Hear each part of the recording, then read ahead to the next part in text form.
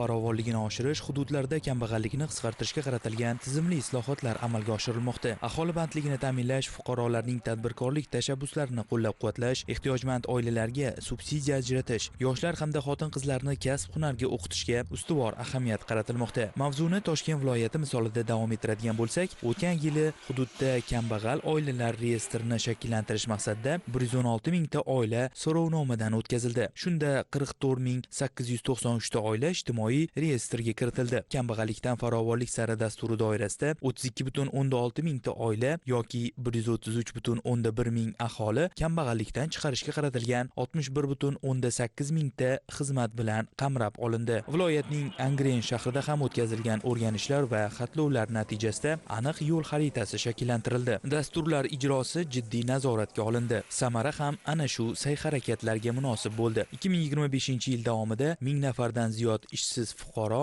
monomarkazlarda iqtisodiyot tarmoqlarida talab yuqori bo'lgan 15 turdagi kasbga o'qitildi. Ahamiyatli jihati shundaki, bitiruvchi yoshlarning barchasini bandligi to'liq ta'minlandi.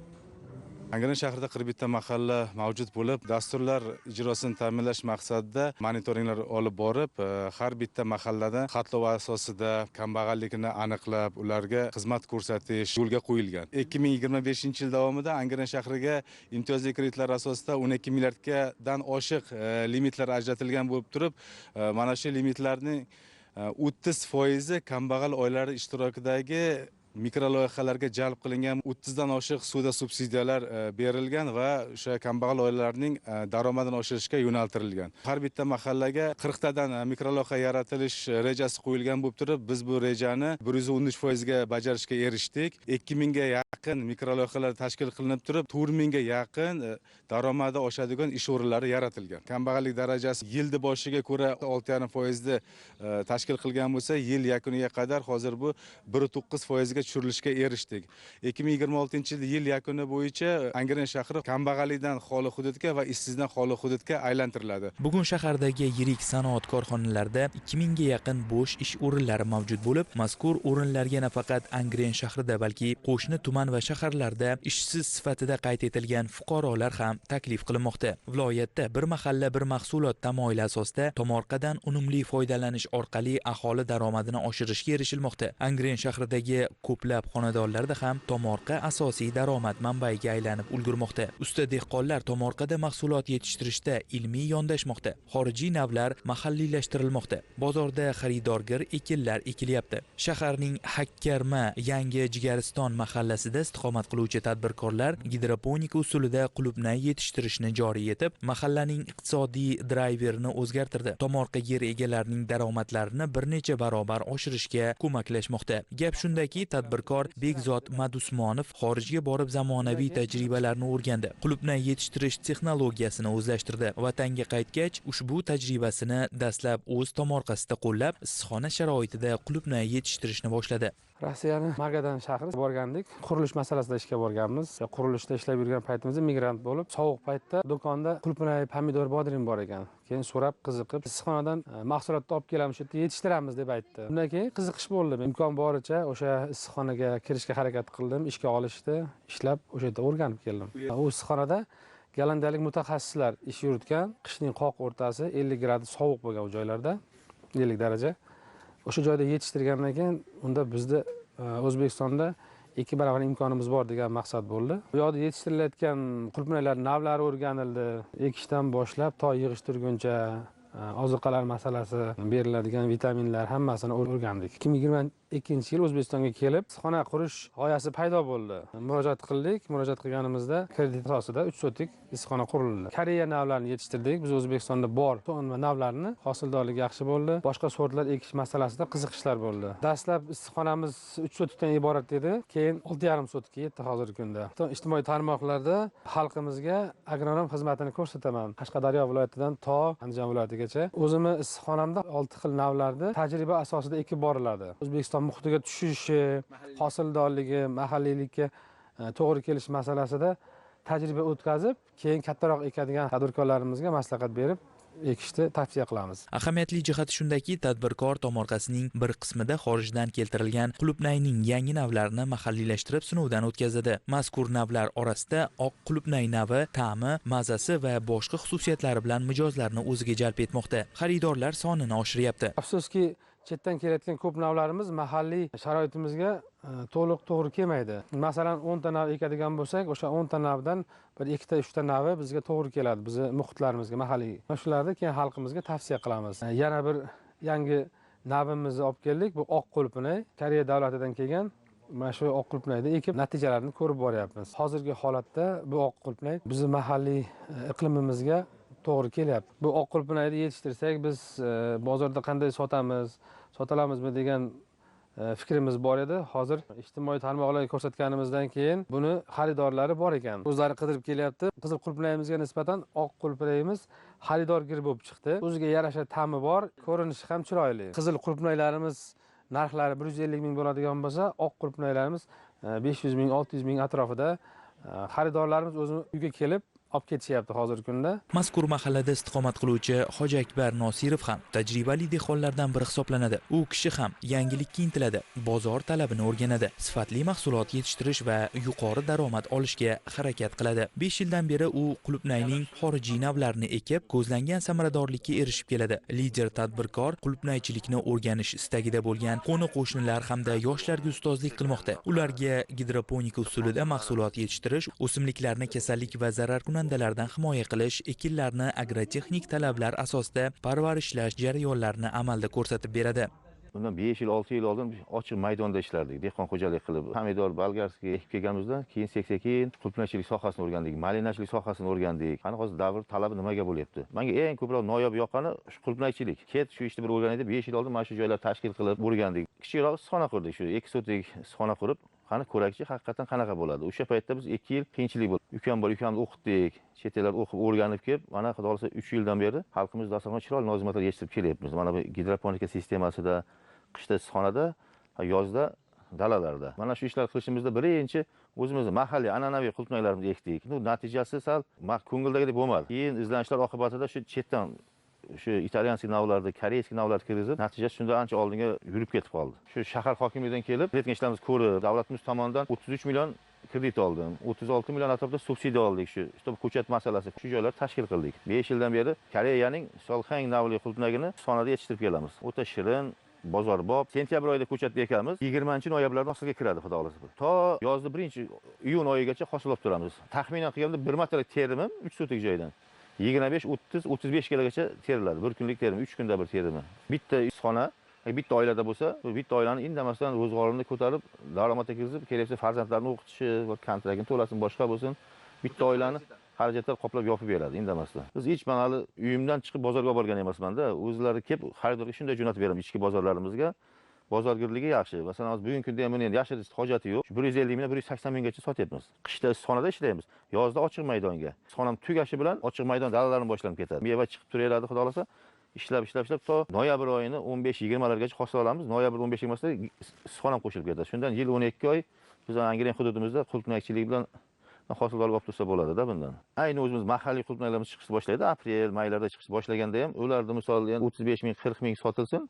Bu koreyskiy navlarimiz issiqxonadan chiqqan, bu gidroponikadan chiqqan koreyskiy navlarimiz 70 ming, 80 ming, kelib 90 ming, 100 ming ham sotiladi. Mana birdan bir maqsadim eksportga chiqish. 10 kilo, 15, 20 kilo qulupnay sotish emas, kerak bo'lsa katta foralarga ortish maqsadi. Bu yaqin kelajakda shularni yo'lga qo'yish maqsadi. Tadbirkorning qayd etishicha, bir sotiq gidroponika usulida maydonga 1000 tub nihol qadaladi. Ana shu ko'chatlar hosilga kirgach, har bir tubdan o'rtacha 400 grammdan hosil olinadi. Demak, bir sotiq yerdan o'rta hisobda 400 kilogramm, tomorqadagi 3 sotiq issiqxonadan esa yiliga 1 tonna 200 kilogramm hosil yetishtirilmoqda.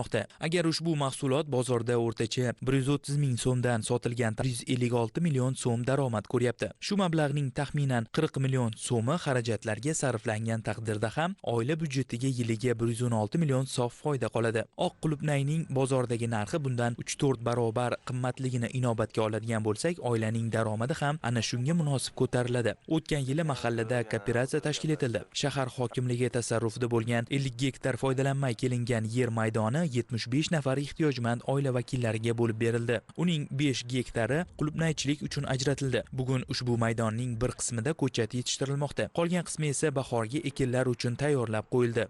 Mahallamiz o'zi chorvachilikka ixtisoslashgan bo'lib, oxirgi 4-5 yil davomida mahalla drayveri qulupnaychilikka o'zgardi. Tadbirkorlarimiz Bekzod aka va Hoji Akbar akalar sa'y-harakati bilan qulupnaychilik rivojlandi bizda. 150 dan ziyod xonadonlarimiz qulupnaychilik bilan shug'ullanmoqda. 30 ga yaqin issiqxonalar tashkil qilindi. Issiqxonalarimiz maydoni eng kichigi 3 sotixdan bo'lsa, eng kattasi 10 sotixgacha boradi. Bu yil yakuniga qadar qulupnaychilikni biz 150 ta xonadon bo'ladigan bo'lsa, 300 taga yetkazish reja qilganmiz. Oilaviy tadbirkorlik hamda biznesga birinchi qadam dasturi doirasida imtiyozli kreditlar ajratish natijasida ixtisoslashuvni ham chuqur ixtisoslashuvga chiqarishda o'zimizga reja qilib olganmiz. 2025-yil yakuniga 1 yil davomida oilaviy tadbirkorlik dasturi doirasida 1 milliard 800 million so'm kredit ajratdik. Biznesga birinchi qadam dasturi doirasida 1 milliard kredit ajratdik. Natijada yil boshida bizda ishsizlik darajasi 6% bo'lgan bo'lsa, 2% ga tushdi. Kambag'allik darajamiz 5-7% bo'lgan bo'lsa, 1-6% ga tushdi. Yil yakuniga qadar ishsizlikdan va kambag'allikdan xoli hududga aylantirishni o'zimizga reja qilib olganmiz. 2025-yilning dekabr oyida lider tadbirkorimiz Hoji Akbar aka tomonidan qishloq xo'jalik kooperatsiyasi tashkil qildik. Bu kooperatsiyamizga asosan kambag'al oilalarni ulushdor sifatida qabul qildik. 10 dan ortiq oilalar doimiy bandligi ta'minlandi oilalarda. Ulushdor sifatida a'zo qilganimiz uchun kambag'allik va bandlik jamg'armasi tomonidan har bitta ulushdorga 4 million 120 ming so'm miqdorida umumiy hisobda 12 million so'mdan ortiq subsidiya ajratildi. Lider tadbirkorimiz Nasir Hoji Akbarga grant ajratildi. Kambag'allik va bandlik jamg'armasi tomonidan 36 million so'm grant ajratildi. Bugungi kunda ushbu grantlar mana shu kooperatsiyani hamda qulupnaychilikni rivojlantirishga sarflanmoqda. Endilikda issiqxona xo'jaliklari ham mazkur maydonda yetishtirilgan ko'chatlardan foydalanadi. Bu ko'chat bilan bog'liq muammolarning bartaraf etilishiga, xarajatlarning kamayishiga xizmat qilmoqda. Mahallada fuqarolarning tadbirkorlik tashabbuslari qo'llab-quvvatlanayotgani natijasida ijtimoiy masalalarning yechimi ta'minlanmoqda. Ishbilarmon ayol Marhabo nishoni va xususiy maktabgacha ta'lim tashkilotini ochish niyatida tomorqa yer maydonining bir qismiga inshoot qurdi. Bog'cha binosi barpo etilgandan so'ng uni jihozlash uchun moliyaviy ehtiyoj tug'ildi. Ushbu masala yuzasidan tadbirkor mahalladagi hokim yordamchisiga murojaat qildi va muammo qisqa muddatda o'z yechimini topdi. Bugun tadbirkorning xususiy maktabgacha ta'lim tashkiloti faoliyat yuritmoqda. Hududdagi 3-7 yoshli bolajonlar qamrab olindi. Yangi ish o'rinlari yaratildi. Mahallada bog'cha bilan bog'liq muammo bartaraf etildi. Ota-onalar farzandlarini ishonchli qo'llarga topshirib, o'z ishlari bilan bemalol shug'ullanmoqda.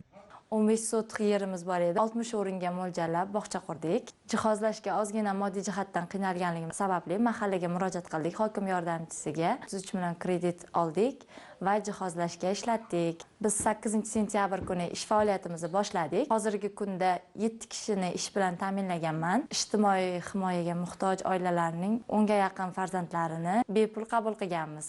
Yanada katta rejalarimiz bor. Xudo xolasa bu bog'chamizni kengaytirib, keyingi maqsadlarimiz xususiy maktablar ochish niyatimiz bor. 70 yoshni qoralab qolgan otaxon Abdumajid Nishonovni ham bundan 10 yillar avval soy bo'yidagi qarovsiz yer maydonining ahvoli bezovta qilgan edi. Asli dehqon bo'lgan ota dastlab botqoq yerning 5-10 sotig'ini o'zlashtirdi. Tekisladi, terak ko'chatlarini qadadi, ariq qazib suv chiqardi. 7 yil, 8 yil oldin mana teraklarimizni ekkan edik. Ishonch hosil qilib, mana shu joylarni obod qilishni boshladik. Mana 1 yilda mana shu 1,5 ming 2 ming tub teraklarni ekdik. Toshlardan tozaladik, begona o'tlardan tozaladik, joylarni tekisladik. 3 gektar joyda 1,5 gektardan oshig'ini ishga tushirdik. Qisqa vaqt ichida natija ko'zga tashlandi. Biznes reja tuzilib, mas'ul tashkilotlarga murojaat qilindi. Yerdan vaqtinchalik foydalanish huquqini qo'lga kiritgan Abdumajid ota o'tgan yili ana shu joyda suv havzalari barpo etib, baliqchilikni rivojlantirishga kirishdi. Loyihani moliyalashtirish uchun mahalladagi hokim yordamchisining tavsiyasi asosida imtiyozli kredit mablag'lari ajratildi. O'g'lim mana shu farel baliq boqaman deb tashabbus bilan chiqdi. Borib baliq boqishni o'rganib keldi va o'tgan yili baliqchalarni olib kelib boqayapmiz. Farel balig'ini boqib katta yetishtiryapmiz. Mana endi u baliq oldi 2 kiloga keldi, 2 kilodan oshdi. Endi daromadga kiryapmiz. 100 milliondan oshiq kredit oldik. 4 ta hovuz, 2 ta sun'iy suv havzasini ishga solib ishlatyapmiz. Hozir 6 ta odam ishlayapti. Kelajakda 10 ta 15 ta odam ishlaydi. Ish bilan ta'minlaymiz. Shaharda xotin-qizlar tadbirkorligini qo'llab-quvvatlash, ularning bandligini ta'minlashga ham ustuvor ahamiyat qaratilmoqda. Taraqqiyot mahallasida faoliyat yuritayotgan qandolatchilik korxonasida asosan opa-singillarimiz mehnat qilmoqda. Korxonada 100 turdan ortiq shirinlik mahsulotlari ishlab chiqariladi. Angren shahar kambag'allikni qisqartirish va bandlikka ko'maklashish bo'limi bilan doimiy hamkorlikda ish olib borayotgan mazkur korxonada asosan ehtiyojmand oilalarda istiqomat qiluvchi xotin-qizlarning bandligi ta'minlangan. Oilaviy sharoitimiz og'ir bo'lganligi sababli ijtimoiy reyestrga kiritilganmiz. Xo'jayinimni ikkinchi guruh nogironi, 4 nafar farzandim bor. O'zimning sog'ligimda ham muammo bor. Uyimdan uzoqda oldin ishlar edim. Mana mahalladagilar shu yoqda ish tavsiya qilishdi. Men kelib sharoitimni tushuntirganimda, biz olamiz opa sizni ishga deb, mana 3 oy bo'ldi, ishlayapman. Oyliklarim vaqtida, sharoitlari yaxshi. Yo'l kira qilmaymiz, uyimizga yaqin. Uyda pishirib yurgan pishiriqlarimiz, ishlayapmiz, pishiryapmiz. Har taraflama yaxshi, xursandman shu yoqda ishlaganimga. Bu yil korxonada yana bir loyihani amalga oshirish rejalashtirilgan bo'lib, unda yarim tayyor mahsulotlar ishlab chiqarish ko'zda tutilgan. Buning uchun Xitoy va Turkiya davlatlaridan zamonaviy texnologiyalar olib kelinadi hamda 15 dan ziyod yangi ish o'rni yaratiladi. Taraqqiyot mahallamizda 6100 nafar aholi bor, 2594 ta oilamiz bor. Hozirgi kunda mahallamizda kambag'allik darajasi 5% dan hozirgi holatga 3% ga tushirganmiz. Ishsizlik darajamiz 3%. Hozirgi kunda mahallamizda hozirgi kunda 62 nafar tadbirkorlarimiz bor. 2025-yilda kambag'al oilalar reyestridagi oila a'zolaridan 30 nafari doimiy ishga joylashtirildi. 15 nafariga imtiyozli kreditlar ajratilib, tadbirkorlikka yo'naltirildi. 8 nafar fuqaromiz Angren shahridagi mono markazda o'qitilib, kasbga yo'naltirdik. Hozirgi kunda bandligi ta'minlandi. Oilaviy tadbirkorlik dasturi doirasida 25 nafar fuqaroga 370 million so'm imtiyozli kredit ajratildi. Biznesga birinchi qadam dasturi doirasida 20 nafar fuqaroga 300 million so'm kredit ajratilib, fuqarolar tadbirkorlikka yo'naltirildi. Viloyat prokuraturasi tomonidan tashkil etilgan ishchi guruh viloyatda dasturiy vazifalar ijrosini doimiy ravishda kuzatib bormoqda. Har bir hisobot joyiga chiqqan holda o'rganilyapti. Belgilangan vazifalarning bajarilishi qat'iy nazoratga olingan. Shuningdek, prokuratura organlari tashabbusi bilan hamkorlikda tashkil etilayotgan mehnat yarmarkalariga bandligi ta'minlanmagan fuqarolar, shu jumladan huquqni muhofaza qiluvchi organlar ro'yxatida turuvchi shaxslar jalb qilinmoqda. Viloyat prokuratura tashabbusi bilan mas'ul idora tashkilotlar bilan hamkorlikda 775 ta mehnat yarmarkalari tashkil etilgan. Ushbu o'tkazilgan mehnat yarmarkalarida 19 ming ziyod fuqarolarni mehnat yarmarkalariga jalb qilindi. Bu yarmarkalarda 10 ming nafardan ziyod fuqarolarning bandligi ta'minlandi. 4 mingdan ziyodi kasb-hunarga o'qitildi va ularni doimiy ish o'rinlari yaratilishi ta'minlandi. 2025-yil davomida viloyat prokuratura organlari tomonidan 47 ta nazorat tadbirlari o'tkazilib, ushbu nazorat tadbirlarida aniqlangan qonun buzish holatlari yuzasidan prokuror nazorati qo'lga qilinib, ularning bartaraf etish choralari ko'rildi. Qayd etilishicha, viloyatda 2026-yilgi dasturlar loyihaviy yondashuv asosida amalga oshiriladi. Jumladan, reyestrdagi 15,4 ming kambag'al oilaning daromadi oshirilib, ular kambag'allikdan chiqariladi hamda 81,5 ming aholining daromadini oshirish choralari ko'riladi. Bu yo'nalishda fuqarobay va xonadonbay ishlash bo'yicha Toshkent viloyati tajribasi joriy etilmoqda. Bundan tashqari, barqaror kelajak sari dasturi doirasida tijorat banklari tomonidan kredit mablag'lari ajratish hisobiga mahallalardagi yoshlarning tadbirkorlik tashabbuslari qo'llab-quvvatlanadi va ularning bandligi ta'minlanadi. Shuningdek, joylarda mehnatsevar ayol dasturi yo'lga qo'yiladi. Ushbu dastur orqali uydan tashqarida ishlash imkoniyati cheklangan, nogiron farzandi yoki doimiy parvarishga muhtoj, keksa ota-onasi bor, ko'p bolali, chekka hududlarda yashovchi xotin-qizlarni ish bilan ta'minlashga alohida e'tibor qaratiladi. Ayollar hisobchi, rekruter, kol markaz operatori, savdo platformalari menejeri kabi kasblarga o'qitilib, o'z xonadonlarida band qilinadi. Albatta, ko'rilayotgan bunday chora-tadbirlar viloyatda ishsizlikka barham berish, kambag'allikni qisqartirish va xalqimizning turmush farovonligini oshirishga xizmat qiladi.